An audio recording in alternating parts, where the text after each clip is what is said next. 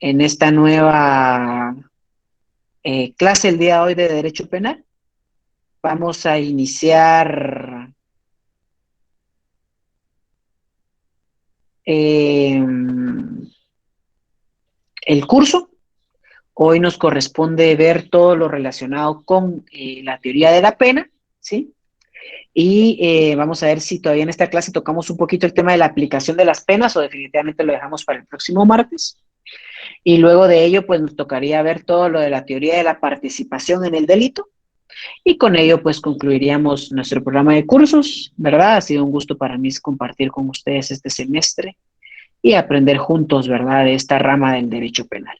¿Ok? Yo sé que, como les digo, es un semestre duro, virtual es complicado, a veces estamos tensos del trabajo, pero siempre es importante que asistamos a nuestras clases, lo cual, pues, para este examen final sí va a tener una ponderación en específico, ¿verdad? Entonces, agradecería, pues, que conforme van ingresando a clase, ¿verdad? Vayan ahí apuntando a partir de las 6:30 su número de carnet, ¿verdad? Para ir tomando asistencia, lo cual va a tener una ponderación eh, a considerar en el examen final. ¿Ok? Entonces, yo les indicaré en qué momento realizarlo, ¿sí? Ahorita en esta primera hora, pues vamos a dar tiempo a aquellas personas que están regresando de su trabajo para irse sumando a la clase. ¿Ok? Bueno, entonces comenzamos con ¿qué es la pena? ¿Sí? Ah, claro, lo de las notas. Miren, yo aquí hay creo que 3 personas que tienen que hacerse el examen extraordinario. Va a ser el día de mañana a las 8 de la noche, ¿ok? Entonces, tan pronto hagan el examen extraordinario, pues yo ya me dedicaré a subir las notas, ¿verdad? Y ya, pues espero yo que las tengan, pues este fin de semana o a más tardar martes o lunes de la otra semana. Entonces, no se preocupen que ya están ahí, solo esperando a estas personas. ¿Ok? Bueno, entonces, ¿puede repetir, por favor? Sí, les comentaba de que las notas de examen van a ser subidas eh,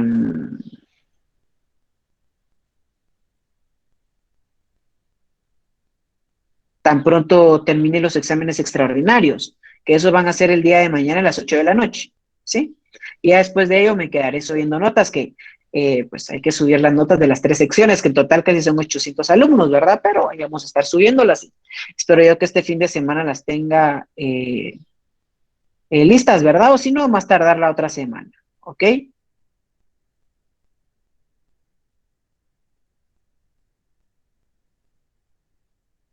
Bueno, entonces, la clase anterior ya habíamos visto la definición de la pena, ¿no? ¿Qué es la definición de la pena? ¿Sí? La pena es una consecuencia jurídica, ¿sí? Es una consecuencia jurídica en palabras simples, ¿ok? Pero cuando nosotros entramos a conocer ya a profundidad qué es la pena, habíamos definido en la clase anterior, ¿sí?, que la pena es un elemento esencial de la potestad punitiva estatal orientada a restringir derechos fundamentales de las personas que habitan su territorio y que aparece cuando no existen otros medios de control social adecuados para tutelar bienes jurídicos de conductas humanas que los lesionen o pongan en peligro. ¿Ok? Eso es lo que nosotros podemos definir como la pena. ¿Sí? Y entonces, pues me dirán ustedes, ¿no? Bueno, Lick, sí, pues tenemos la definición teórica de la pena, pero en este caso, eh, tenemos que ver que dentro de la definición de la pena también concurren otros elementos de los principios limitadores del derecho penal respecto a qué es la pena, ¿no? Porque, por ejemplo, acá, en esta definición que yo les traigo a colación, ya es una definición elaborada con todos los principios que hemos visto a lo largo del semestre, ¿no? Es un elemento esencial de una potestad punitiva estatal. Ya saben ustedes de que en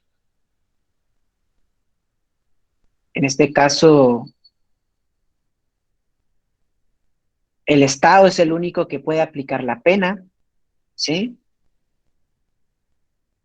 Si un particular o en este caso un grupo intenta arrogarse las facultades punitivas del Estado, no es constitucional, no es algo que sea un poder punitivo legítimo, ¿sí? Y esa sería entonces la primera reflexión que tenemos que, en este caso, tener claro cuando estudiamos qué es la pena, ¿no? Es un elemento esencial de una potestad punitiva estatal. ¿Y a qué está orientada? Está orientada a limitar derechos, ¿sí? El poder punitivo del Estado es lo único que limita los derechos de una persona, nada más, ¿sí? Nada más el poder punitivo del Estado puede limitar los derechos de una persona, ¿ok? Nada más, ¿sí? Y vean ustedes qué grave, ¿no? Porque es el poder punitivo del Estado el que le quita, por ejemplo, la libertad a una persona. Hace no mucho le quitaba la vida, le puede quitar parte de su patrimonio, ¿sí?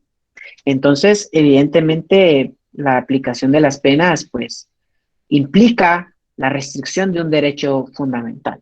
Y para la restricción de un derecho fundamental, pues, evidentemente debe seguirse un debido proceso, ¿no? Debe deberse en este caso, pues, las etapas de un juicio penal para determinar que el Estado sí puede limitar los derechos de la persona, ¿no? Y pues en este caso, esta pena aparece, ¿no? Cuando no existen otros medios de control social adecuados para tutelar bienes jurídicos. Ya habíamos platicado un poquito, en este caso, pues, también sobre que el derecho penal es de última ratio, o sea, que es el último recurso que tiene nuestro querido Estado para poder combatir un ilícito, ¿no?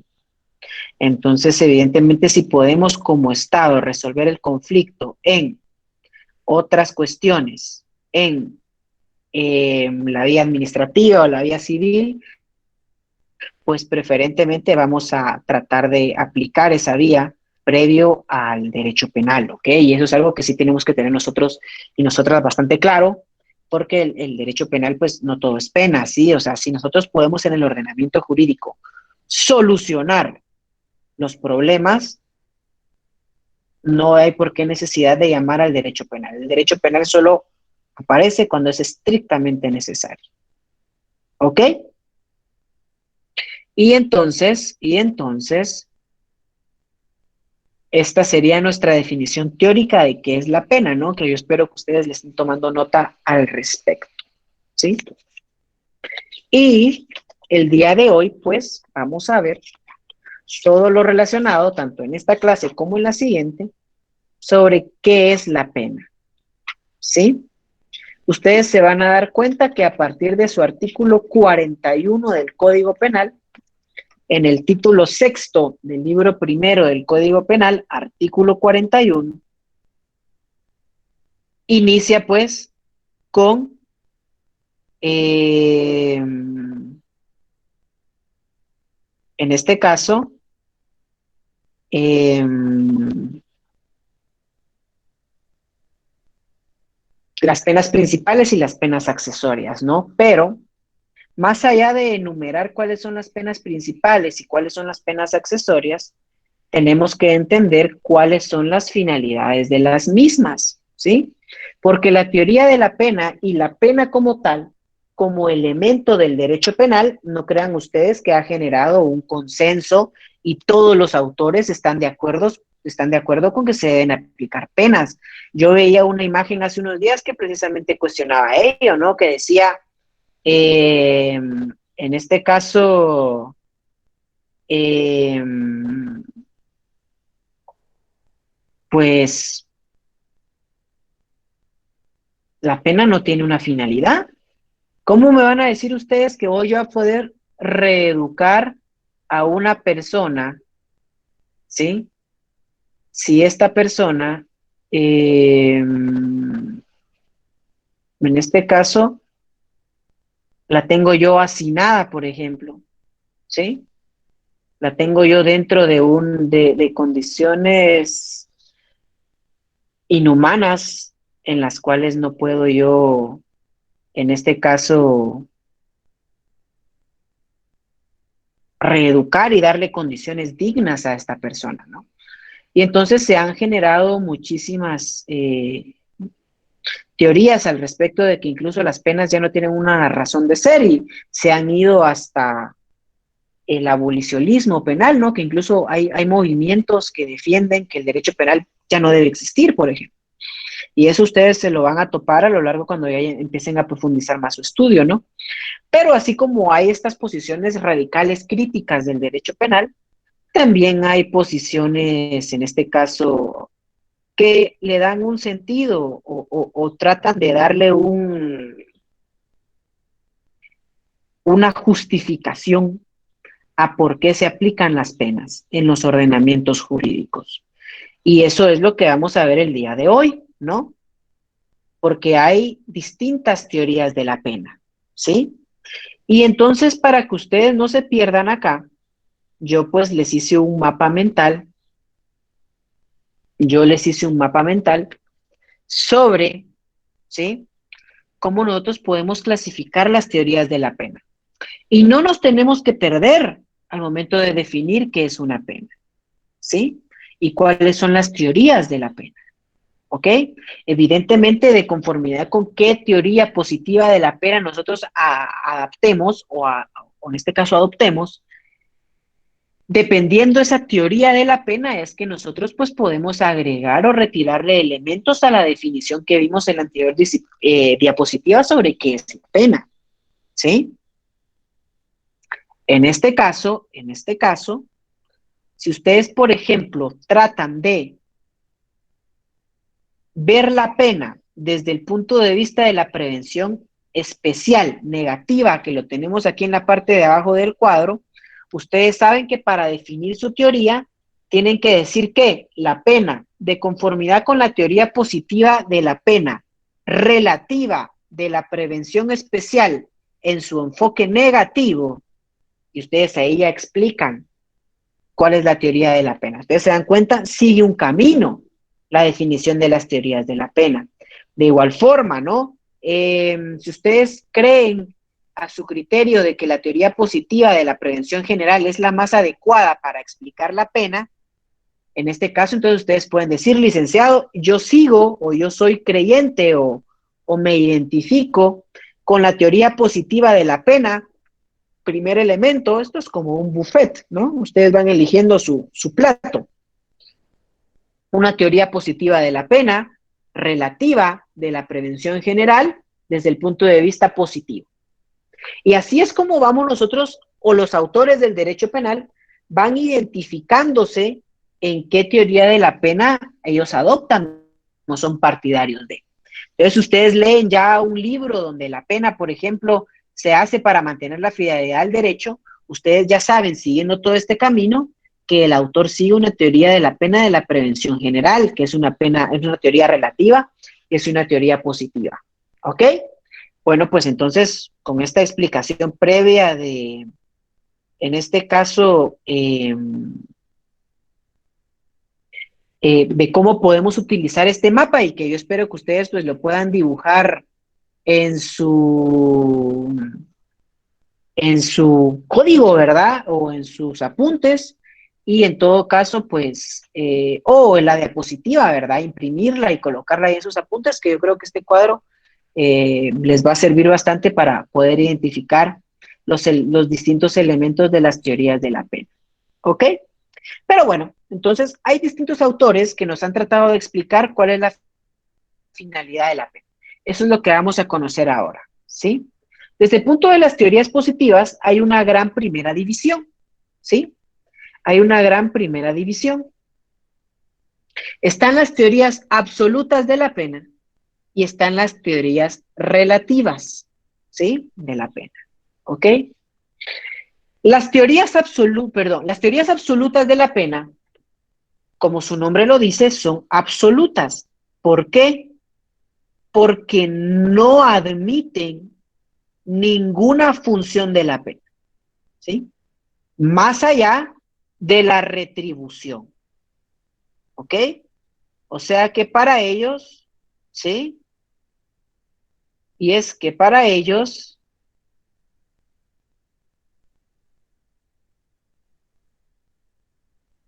la pena, nosotros no podemos tener ninguna otra función para los que siguen la teoría absoluta, no podemos tener ninguna, en este caso, justificación de la pena. Únicamente la pena no puede tener ninguna función y ninguna explicación más allá de la retribución. El sistema penal, dicen las teorías absolutas, aplica las penas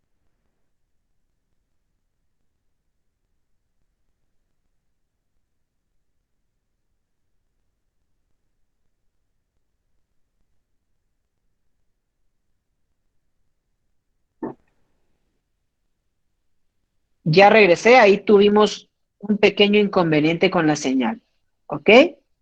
Pero, como les decía, para las teorías absolutas de la retribución, no hay nada más allá de la retribución, ¿sí? Que la pena puede tener una finalidad social, que puede educar, nada, dicen las teorías absolutas. Solo es la retribución. Lo que yo busco con la pena es vengarme, es darle una retribución a la persona que causó proporcionalmente al daño que realizó. Esa es una teoría absoluta, no admite ninguna discusión. No admite ninguna discusión. Es una absoluta retribución. Es una absoluta retribución. ¿Ok? Mientras que, mientras que también hay teorías positivas relativas. Hay teorías positivas de la pena relativas.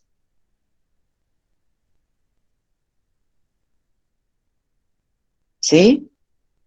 Y en este caso, las teorías relativas de la pena nos indican que la pena sí tiene una función, sí le podemos extraer una finalidad social, ¿sí? Sí le podemos extraer una finalidad social, ¿ok? Y estas teorías relativas de la pena tienen dos enfoques. Tienen un enfoque de prevención general y tienen un enfoque de prevención especial, ¿sí? Prevención general y prevención especial pertenecen a las teorías relativas de la pena. Que estas teorías, lo repito, nos indican que la pena sí puede tener una finalidad, ¿ok? Sí le podemos extraer una utilidad a la pena. Y estos enfoques, desde el punto de vista de la prevención general y especial, también tienen distintos caminos y distintas orientaciones. Porque hay autores que defienden de que la pena tiene una finalidad de prevención general porque el beneficiario de la pena es la sociedad. La sociedad es el fin de la pena, dicen todos los autores que, en este caso, creen que la pena sí tiene una función, pero la función tiene una orientación hacia la sociedad. Esto dicen los autores de la prevención general. Y las dos orientaciones que puede tener la prevención general es positiva o es negativa. ¿Ok? ¿Es positiva o es negativa? ¿Sí? Y entonces dicen los autores de la prevención general que desde el punto de vista positivo, ¿sí? Los autores que se identifican con la orientación positiva de la prevención general, la pena tiene una finalidad de mantener la fidelidad al derecho, ¿sí? ¿Qué quiere decir esto? Por ejemplo, el artículo 123 del Código Penal establece que toda persona que le da muerte a otra comete el delito de homicidio y a esta persona se le podrá imponer una pena entre 15 a 40 años de prisión, ¿sí? Entre 15 a 40 años de prisión. Esto indica el, en este caso, tipo penal, el artículo 123. Y este tipo penal del artículo 123, ¿sí? Este tipo penal debe ser cumplido, ¿sí?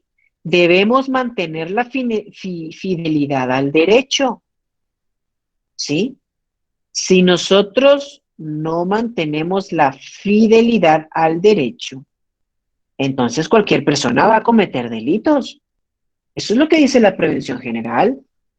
Entonces, en resumen, lo que nosotros, aplicamos nosotros la pena para demostrar que al derecho hay que serle fiel, dicen las orientaciones desde el punto de vista de la prevención general positiva, ¿sí? ¿Por qué? Es que si nosotros no aplicáramos la pena, se generaría, pues en este caso, una infidelidad al derecho. Ya no cumpliríamos entonces lo que dice el derecho. Esto indica la prevención general positiva, ¿no? Mientras que también tiene autores que defienden una orientación negativa, que la pena tiene una función general, sí, pero es negativa. Y el objetivo de la pena es generar temor o atemorizar a la población. Y por eso tiene un enfoque negativo, porque lo que se busca generar son efectos negativos en la sociedad, darle miedo a la población para que ya no delincan. Es básicamente el sistema utilizando a las personas y diciéndoles, si tú delinques, te va a pasar esto, ¿sí? Y entonces, pues evidentemente, la aplicación de las penas tiene un sentido de mandar un mensaje a la sociedad, ¿sí? De decirle a la sociedad, tú ya no vas a cometer delitos, porque si cometes delitos, te va a pasar lo que le está pasando ahorita a las personas que están presas por haber sido declaradas culpables por la comisión de un delito. Entonces, las personas de conformidad o la teoría de la prevención general negativa, las personas ya se abstienen de realizar delitos y es precisamente esa función, ¿no? Es darle miedo a la población. Pero también la pena, desde el punto de vista de la prevención especial, tiene como finalidad al individuo, dicen otros autores. Ya se diferencia de la prevención general porque en la prevención general es el conjunto de la sociedad. Acá en la prevención especial solo es una persona, ¿ok? Y también pues tiene dos enfoques. Tiene un enfoque positivo donde la pena tiene una función a la persona que se le está aplicando, ¿no?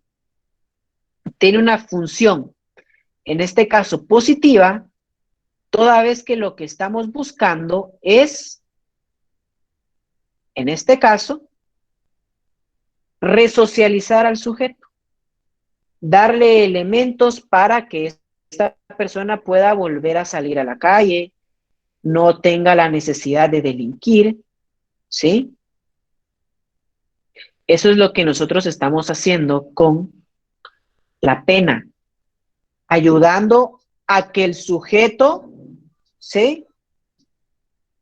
Ayudando a que el sujeto no vuelva a delinquir, ¿ok?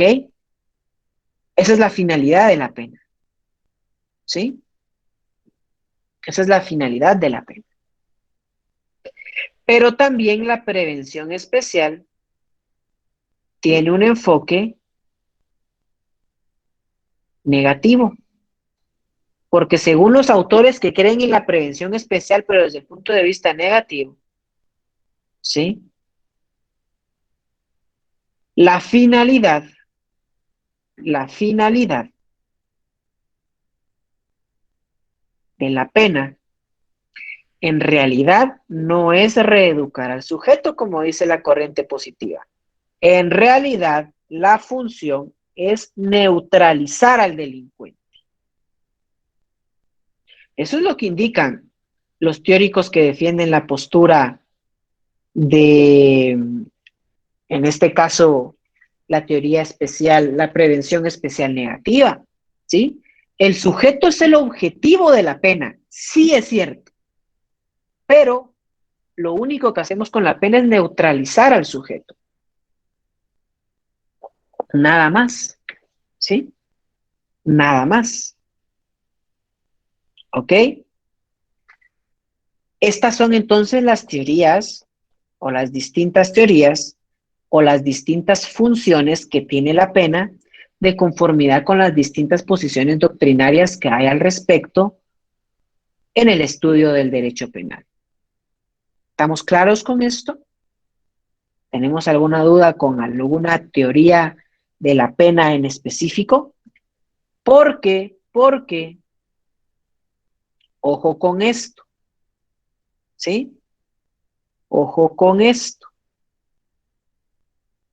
Quiero que si alguno o alguna de ustedes tiene a la mano su Constitución Política de la República, nos pudiera hacer favor de leer el artículo 19 de la Constitución Política de la República únicamente en su primer párrafo.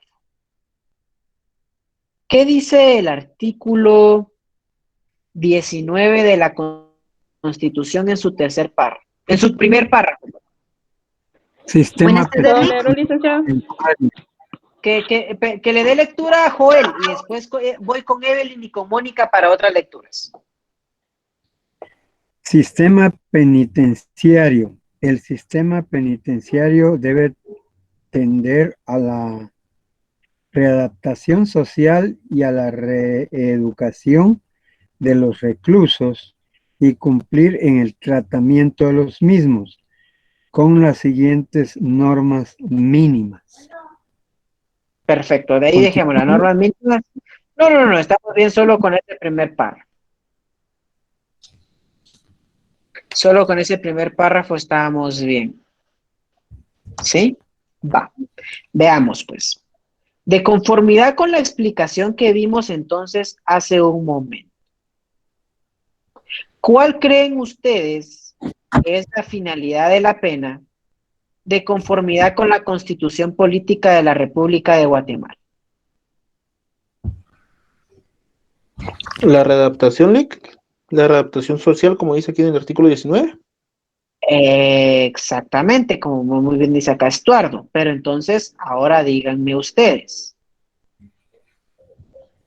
¿cuál es la teoría entonces que inspira al, en este caso,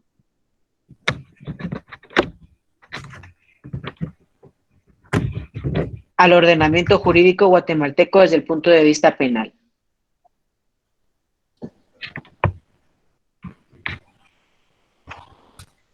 ¿Cuál creen ustedes que de conformidad con la Constitución es la teoría de conformidad con el mapa mental que tenemos acá explicado de todas las teorías, ¿no? ¿Cuál creen que es? Especial. Especial, sí, pero dígame completa. O sea, recuerdan que ustedes al inicio de la clase nosotros estábamos viendo, ¿no? O sea, cuál era lo que ustedes podían decir fundamentadamente, ¿no? Como estudiantes de Derecho. Y el licenciado sigue la teoría positiva especial de la teoría positiva de la pena, que es relativa, que es una prevención general, que es tal.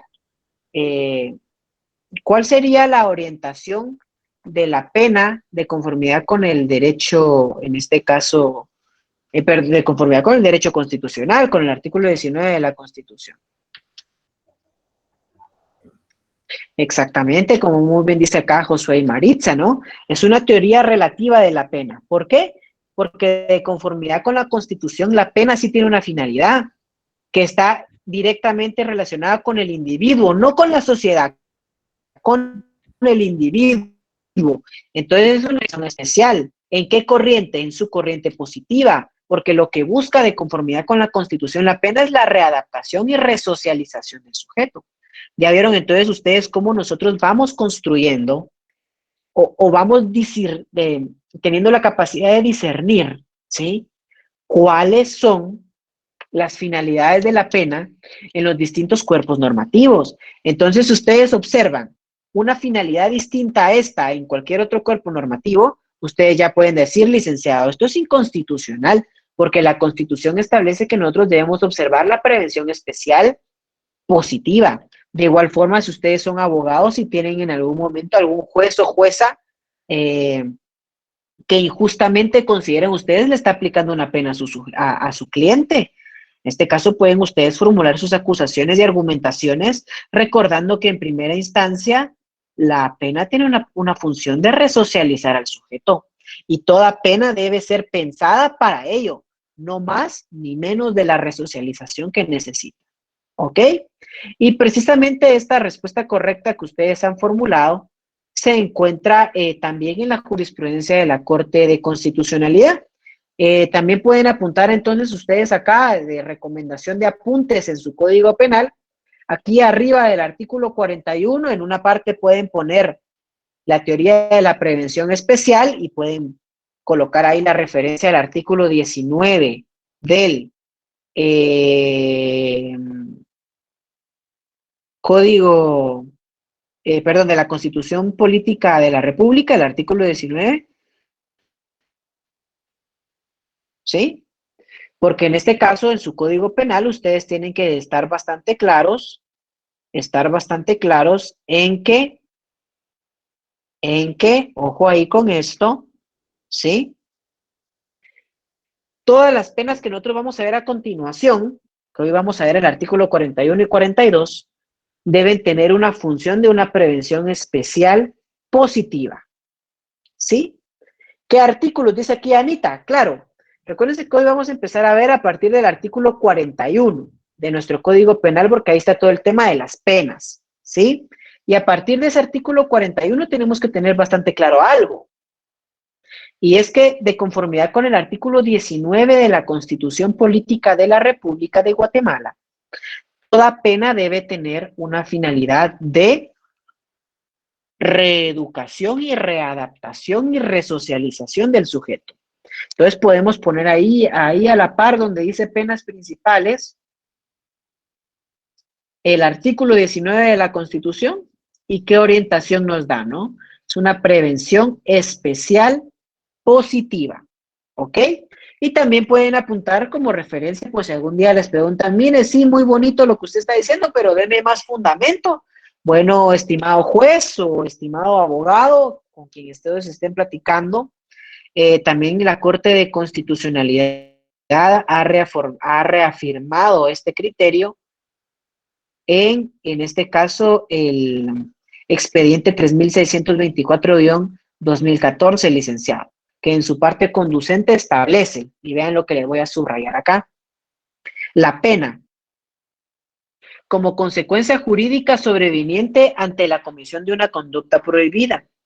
Debe perseguir como fin último la resocialización de quien ha cometido el ilícito, buscando impedir que incurra nuevamente en la conducta sancionada. Y lo pone entre paréntesis la CC, prevención especial positiva. ¿Ok? Y bueno, con esto entonces terminaríamos de observar cuál es la función de la pena en el ordenamiento jurídico guatemalteco. ¿Ok? Creo que sí ya, en este caso, pues ya pueden empezar ustedes a pasar su asistencia, ¿verdad? Apuntar ahí su número de carnet y de igual forma si llegan a formular alguna duda, pues también lo estaré leyendo, ¿verdad? Al final, miren, un día se los voy a enseñar.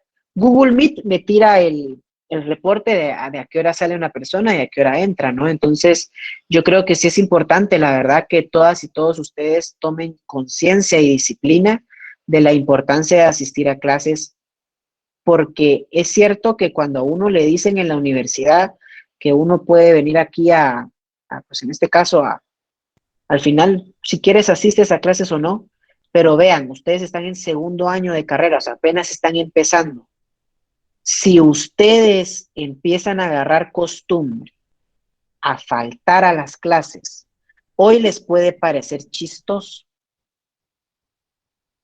pero cuando ya estén en quinto año, muy probablemente ya no les va a parecer tan gracioso, porque van a tener que aprender en 6 meses lo que debieron aprender en 5 años. Y dejen eso. Se los he platicado anteriormente. Esto es una reflexión muy personal que les hago. En derecho civil ustedes pueden meter las patas, pueden equivocarse. En derecho administrativo, hasta cierto punto también. Si ustedes se equivocan en primera instancia, pueden decir, qué burro fui, y apelan, ¿verdad? Y en apelación, pues, pueden arreglar su clavo, ¿sí? Pero en derecho penal, si ustedes no saben, ustedes no van a ser los que estén en la cárcel. Los que van a estar en la cárcel van a ser sus clientes. En lo que apelan, se van a llevar unos 2, 3 meses. Entonces, por eso es importante que independientemente de cualquier cosa, ustedes tomen seriedad al respecto de la asistencia a clases, evidentemente con todas, pero también con derecho penal. La persona con la que estén ustedes en, en Derecho Penal 2, pues también tienen ustedes que tener un hábito y una costumbre de asistir a clases. No, no es fregadera, es la verdad. Es la verdad. Después yo de hecho ahorita estoy hablando con unas personas que les voy a dar clases privadas eh, para su privado de derecho penal, porque me dicen, mira, yo no aprendí nada. Y qué triste, pues son 5 años de carrera y no haber aprendido nada. eh, es un tiempo perdido, ¿verdad? Entonces sí, llévense esa reflexión, ¿ok? Y evidentemente, pues va a tener una ponderación, la asistencia, de hasta el 50% de, de la nota, ¿no? Bueno, entonces continuemos entonces ahora sí a entrar de lleno a la carnita del código, en este caso el código penal, ¿no? El código penal establece, ¿sí? 2 clases de penas, las penas principales y las penas accesorias, ¿ok? Principales y accesorias, ¿sí? ¿Por qué hace la diferenciación entre unas y otras? ¿Por qué hace la diferenciación el Código Penal entre unas y otras? Porque las penas principales, ustedes se van a dar cuenta que siempre están ligadas a, o siempre son la consecuencia jurídica a la comisión de un delito. Siempre. O sea que esas penas se deben observar sí a sí. Sí o sí se debe aplicar la pena principal. Regla general. Ya después, más adelante, vamos a ver en qué casos no se aplica, pero son excepciones. ¿Sí? Pero regla general, si ustedes leen a partir del artículo 123, se van a dar cuenta que los delitos y las faltas o tienen prisión, o tienen arresto, o tienen multa. Prisión, arresto o multa. Una de esas tres no falta, porque son las penas principales del derecho penal. De hecho, hasta hace poco la pena de muerte también era, en este caso, una pena principal, ¿sí? Y aquí es por ello, o sea, por ello es de que es una pena principal, ¿no? Siempre es la relación entre la pena y la relación entre el delito es necesaria, o sea, siempre va a existir o siempre todo delito debe tener una relación con una pena principal, ¿ok? Sergio levantó la mano, no sé si desea hacer algún comentario. Sí, Lick, buenas tardes. Buenas Mi, tardes, mi Sergio, cuénteme. pregunta, mi pregunta es acerca de, digamos, cuando usted habla de que, ¿cómo se llama? Puede ser por que las penas pueden ser, bueno, tal vez no me voy a entender, pero a lo que voy es por qué a veces pueden salir bajo fianza. Es que eso es entonces lo que vamos a platicar ahorita, precisamente, Sergio. Veamos, pues, aquí no tenga pena que le entendí perfectamente. Vea, pues. Gracias, Lick. Evidentemente, pues, todos tenemos derecho a información, ¿verdad? Y la libertad de prensa es un valor en democracia que debe defenderse sí o sí. Sí, o sea, esto caso, pues, sí o sí se debe aplicar. eh, como tal, ¿no? En el estudio de nuestro derecho, eh, la libertad de prensa se debe defender. Pero, ojo ahí con esto, ojo ahí con esto. Muchos casos los periodistas no tienen una formación jurídica, ¿sí? No tienen una formación jurídica. Y entonces automáticamente dicen, le dictaron prisión a Otto Pérez Molina. Y todas las personas, y el periodista pone, esto es como consecuencia de sus acciones, pero en realidad el sujeto no es que tenga la pena de prisión, sino que es la prisión preventiva, ¿sí? La prisión preventiva es muy distinta a la pena de prisión. Al final, los dos claramente indican que una persona va a permanecer en la cárcel. Pero las penas principales que nosotros vamos a ver hoy son como consecuencia jurídica de la comisión de un delito demostrada en un proceso penal, ¿sí? Eso es una pena principal, es una consecuencia jurídica de la comisión de un delito. Mientras que, mientras que, eh, bueno, el, las personas que están retenidas de su libertad, pero que no se han declarado culpables en un proceso penal, recuerden ustedes que toda persona tiene y goza de la presunción de inocencia, ¿no? De conformidad con nuestro ordenamiento jurídico guatemalteco. En algunos casos, cuando los jueces consideran que hay un peligro de fuga o de obstaculizar la justicia, el juez decide dejarlos en prisión preventiva, que eso no es una pena, ¿sí? No es una pena, ¿ok? Sino que es una medida para asegurar la presencia del acusado dentro del proceso, pero no es una pena, ¿sí? Y lo que dice acá Sergio, ¿por qué algunas personas pueden salir bajo fianza?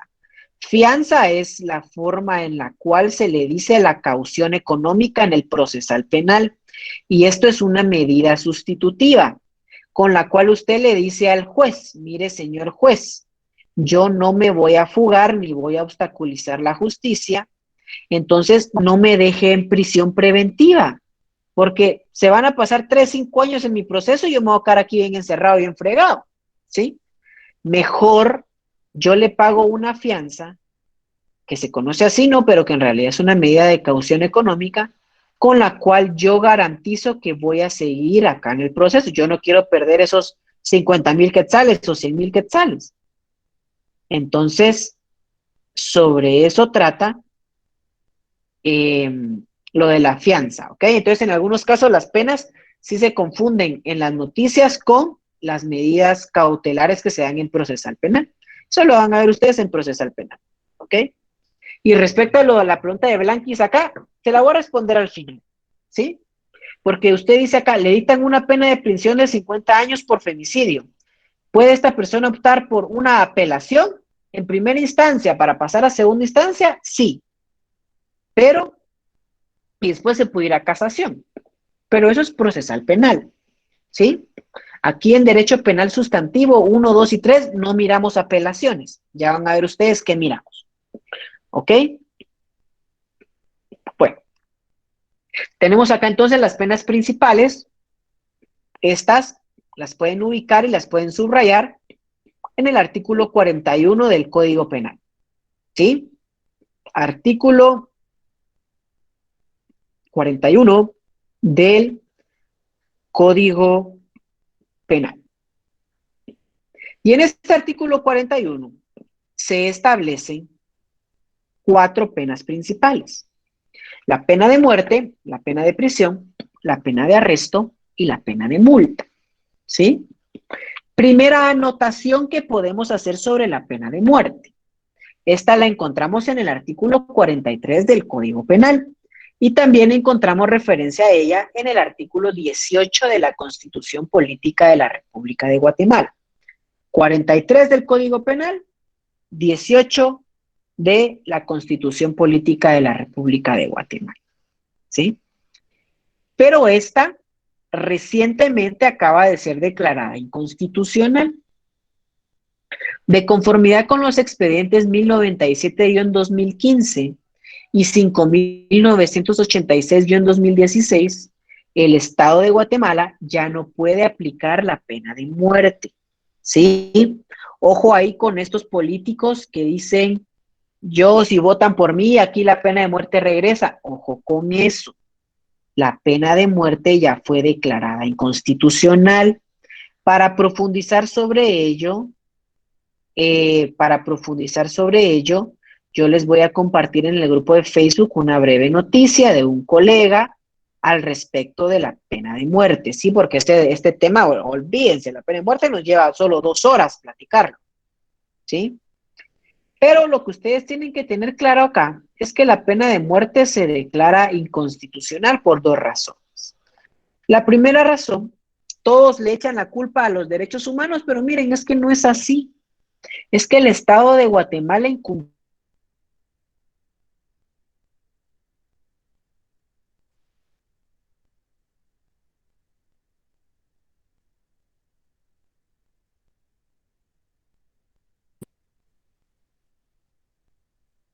Ya regresé de nuevo, ya regresé. Son pequeñas cuestiones de señal, ¿sí? Pero vean, pues, vean. Es que el Estado de Guatemala también se confundió. El Estado de Guatemala también cometió errores, ¿sí? El Pacto de San José establece que ningún delito que no tenga antes pena de muerte se le puede colocar ahora pena de muerte.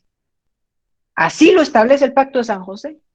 O sea, Guatemala ya tenía como 6 o 7 tipos penales con pena de muerte. Excelente. ¿Qué hicieron nuestros legisladores? Se pusieron a agregar otros delitos con pena de muerte. Y ahí cometieron un error. Porque incumplieron con el Pacto de San José. Al incumplir con el Pacto de San José, toda reforma legislativa que incluya pena de muerte de nuevo es inconstitucional. Si ya lo tenían, pues ahora lo perdieron. Fue un error del Estado de Guatemala, fue un error de los congresistas, ¿sí? Y la segunda razón por la cual fue expulsada del ordenamiento jurídico, en resumen, fue porque en este caso,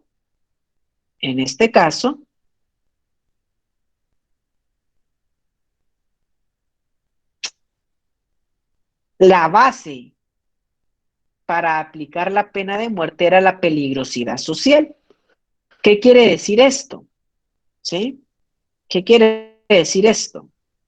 Que si una persona era considerada como peligrosa, el juez tenía la facultad de poder quitarle la vida. Pero es que entonces el juez no estaba aplicando una pena por los actos que esta persona había cometido, sino que lo estaba aplicando con fundamento en consideraciones personales sobre el sujeto. Eso no es constitucional. De conformidad con el artículo 17 de la Constitución, que no hay delito ni pena sin ley anterior, en este caso, ¿sí? Claro está que un delito es una conducta humana y las cuestiones personales sobre cómo se vestía o que muy probablemente reflejaban una peligrosidad social de la gente, no es una conducta humana. Entonces, por ello es que se declara inconstitucional también esta parte de la pena de muerte, ¿ok? Y ya no es aplicable, bajo ninguna condición es aplicable la pena de muerte, ¿ok? Pero como les digo, sobre eso van a poder ustedes leer un poquito más en el artículo que les voy a compartir. ¿Ok? Ahora bien, veamos la pena de prisión. ¿Sí?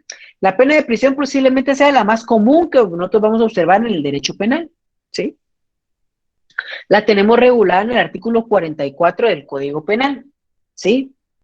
La duración de la pena de prisión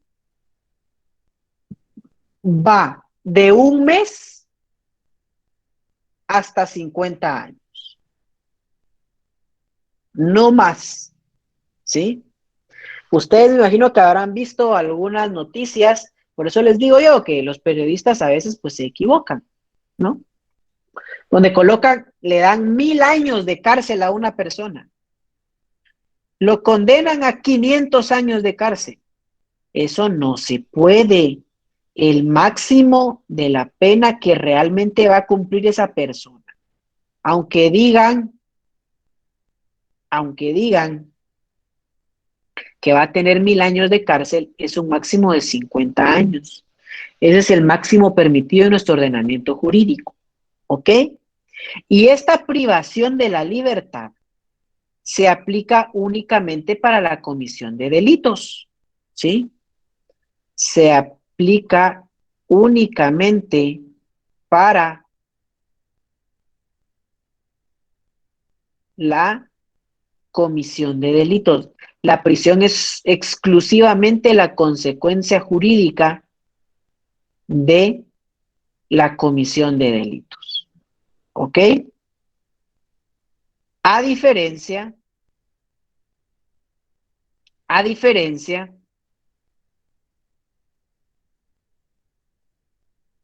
¿sí? De la pena de arresto.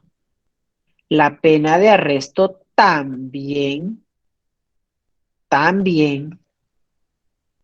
es una pena privativa de libertad, pero la pena de arresto únicamente se aplica para la comisión de faltas, ¿sí?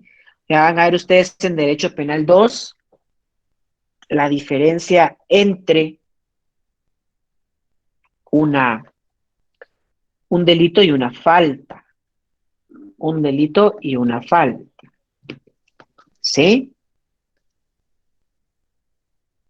Hay diferencias. Mientras que una es una conducta típica antijurídica y culpable, la otra tiene otros elementos similares a las categorías del delito, pero la consecuencia jurídica es distinta.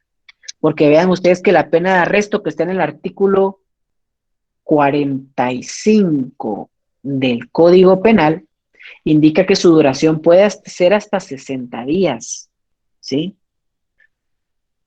Puede ser hasta 60 días, ¿ok? Esa es entonces otra de las diferencias entre la pena de prisión y la pena de arresto.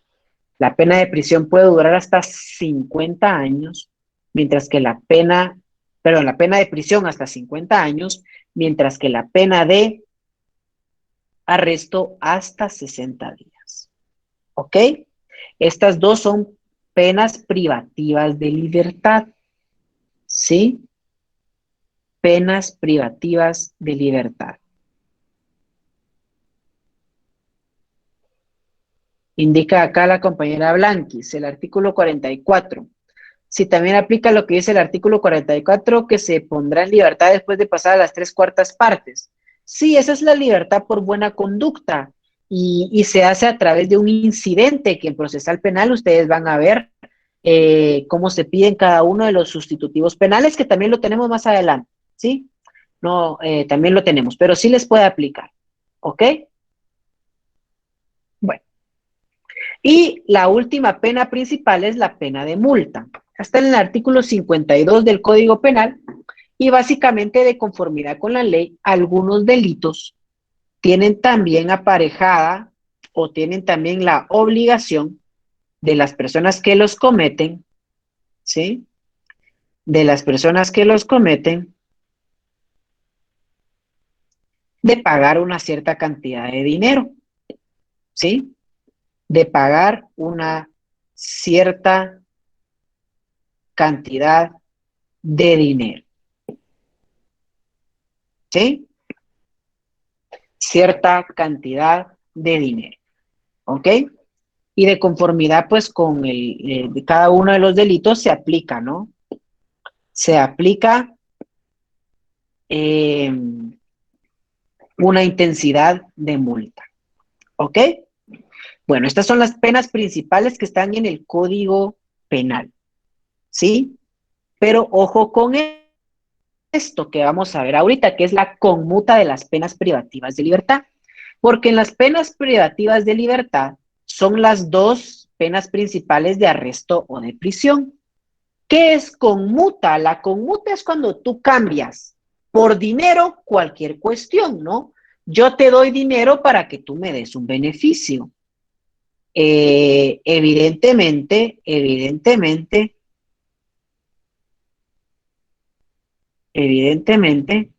¿sí?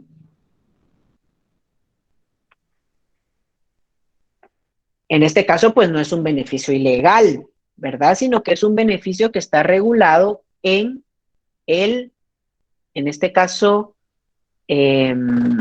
Código Penal. Aquí Carlos Humberto Ramírez pregunta por un ejemplo de faltas. Gracias, dice. Carlos, sí, claro, mira, esto lo vas a ver tú en Derecho Penal 3, pero de una vez te lo anticipo. Y en Derecho Penal 2, creo que el catedrático con quien estén, debe darles esta diferencia, ¿no? Pero vea, mira esto, Carlos. A partir del artículo 480 del Código Penal, hay distintas faltas, ¿sí? Que no llegan a la gravedad de ser delitos, pero sí debe aplicarse una consecuencia jurídica, ¿ok? A partir de los 480 puedes encontrar varios ejemplos de ello, ¿sí? Pero bueno,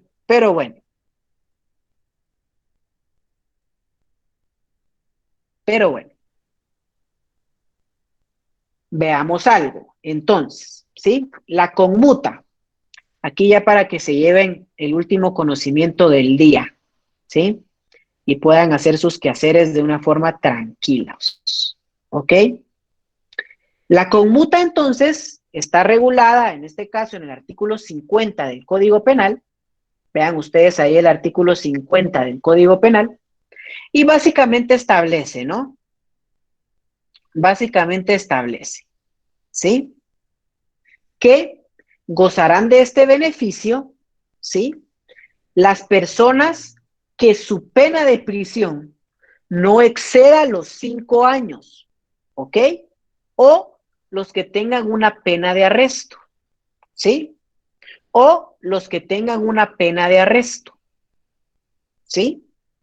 ¿Qué quiere decir esto? Si usted o su cliente tiene una pena de prisión menor a 5 años o se le da una pena de arresto por una falta, usted puede pedir a su cliente que por los años que vaya a estar en cárcel y esos años se dividan en días y por cada día que tiene que estar en cárcel debe pagar una cantidad de dinero, desde 5 o 100 quetzales, dependiendo de las circunstancias del hecho y las condiciones económicas del penal. Dependiendo esto, es que el juez le va a decir, es cierto, usted tiene una pena de 5 años, pero ¿sabe qué? Sáqueme cuántos días carcelarios va a tener usted. Y si usted me paga 5 quetzales por cada día, usted queda libre. ¿Sí? Usted paga su pena. Hay un ejemplo que acaba de suceder que indignó a muchas personas. El hijo de Roberto Arzú tuvo un accidente allá por carretera de El Salvador y terminó matando a una persona culposamente. Pues a esta persona le dieron una pena de 5 años y pidió el beneficio de la conmuta de la pena, que es pagar dinero, ¿sí? Para que, en este caso, pues, no se quede en la cárcel su cliente y pueda cumplir con la pena, ¿sí? Ahora bien, vean esto también. No crean ustedes que todas las penas son conmutables y todos los casos pueden acceder a este beneficio. El artículo 51 del Código Penal establece en qué casos no se puede otorgar este beneficio, ¿sí? O sea que si usted tiene una pena de 5 años, la tiene que cumplir. ¿Y en qué casos pasa?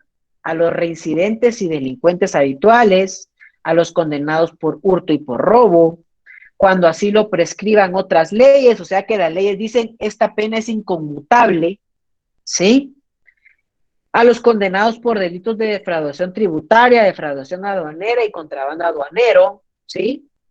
En este caso, a los condenados por los delitos que están en el capítulo 1 del título 3, que está en el libro 2 de su Código Penal, y a los condenados contra la administración pública y la administración de justicia. O sea que todas las personas que trabajan en el organismo judicial o en el Estado, si llegan a cometer delitos contra la administración pública o la administración de justicia, no pueden acceder a este beneficio. De igual forma, si es un particular que comete delitos contra la administración de justicia o la administración pública y su pena es un máximo de 5 años, no puede acceder a este beneficio de la conmuta. ¿Ok? Y esto entonces es el tema de la conmuta de las penas privadas de libertad. Créanme que es bastante común, porque ustedes en la prensa ven los casos de alto impacto, pero a diario hay cientos de casos por penas muy pequeñas. Entonces ustedes tienen que saber en qué casos deben pedir la conmuta. ¿Sí? Bueno. Y en este caso, ya para finalizar, así como hay penas principales, hay penas accesorias. ¿Sí? Hay penas accesorias. En este caso, pues, de conformidad con el artículo 42 del Código Penal, hay 5 o 6 penas accesorias, ¿sí? Pero el Código Penal solo desarrolla 3, porque las otras 3 o 2, pues, por su mismo nombre se entiende de qué tratan, ¿sí? ¿Por qué son penas accesorias? Si platicamos anteriormente que una pena principal está siempre ligada como consecuencia de en este caso, un delito, las penas accesorias, ¿sí? Se aplican solo, primero, cuando hay una pena principal y no son necesarias, ¿sí? No son necesarias. ¿Qué quiere decir esto? Que es discreción del juez si las aplica o no las aplica o si el tipo penal lo ordena. ¿Ok? Y bueno, ¿qué penas accesorias hay? Está la inhabilitación absoluta y la inhabilitación especial, artículos 56 y 57 del Código Penal. ¿Qué dicen estos artículos? Que una persona, aparte de su pena principal, se le puede inhabilitar, ¿sí? Para ejercer cargos públicos, para ejercer una profesión, durante el tiempo que transcurra la condena, ¿sí? O sea, usted ya no puede ejercer la medicina si está recluido, por ejemplo.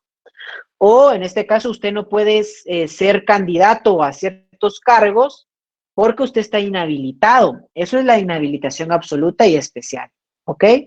Comiso y pérdida de los objetos o instrumentos del delito. Cuando una persona utiliza bienes muebles para cometer un delito, esos bienes se le pueden retirar, por ejemplo, un arma, un rifle, un carro. Si se demuestra que utilizó esas cuestiones para cometer el delito, se les puede aplicar la pena accesoria de comiso y pierde la propiedad de esos bienes, ¿sí? Y la última pena accesoria de la cual podemos platicar es la publicación de la sentencia y todas aquellas que otras leyes señalen, ¿sí? Artículo 61 del Código Penal. Esto se da comúnmente en los casos contra el honor o en los casos de violación, en este caso sexual, ¿sí? O delitos contra, en este caso, cuestiones del autor, ¿ok? Entonces, con esto terminamos la clase. Si tienen alguna pregunta, me la pueden formular y yo con todo gusto se la respondo, ¿sí? Por redes sociales. Gracias por la compañía y nos vemos el próximo martes.